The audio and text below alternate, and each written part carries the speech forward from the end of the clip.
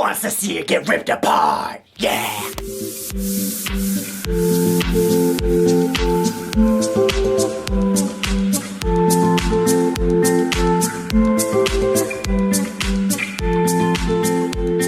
I told you guys I would do a video on disassembling my Neon SRT4 cylinder block. I'm gonna go ahead and flip that so it's straight up, and I'm gonna go ahead and take off the oil pan bolts. Now, since we have a lot of bolts that we're gonna be taking out of this block, we don't want to go ahead and get them confused with that huge pile of nuts and bolts.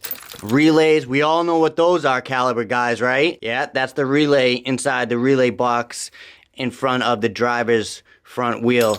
And there's the relay box, which you guys, I hope, have seen my relay box fix. But yeah, I like to take baggies and a permanent marker and just label what nuts and bolts I have. So here, we're gonna be doing the oil pan, right?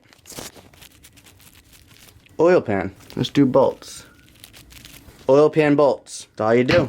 Because mine are already loose, so I just go ahead and take out the 14 holding this in, and then we can go ahead and take off the oil pan. I have my 14 oil pan bolts in this baggie.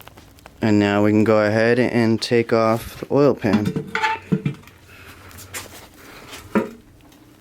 Alright, I got the oil pan off. I wish I could go crank this, which it's not going to be easy for me. I got to put a crank bolt in there.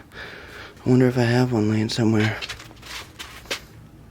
Nope, I don't have one in the crank. Damn it. I'm going to go ahead and take off this pickup tube, which looks like a 13 millimeter. We can go ahead and take that off. That should come off pretty easily. There we go. And then that's going to take that off. Take that off. Take this one off. Get that one off. Alright. Go ahead and take that out. There's an O-ring right there at the end.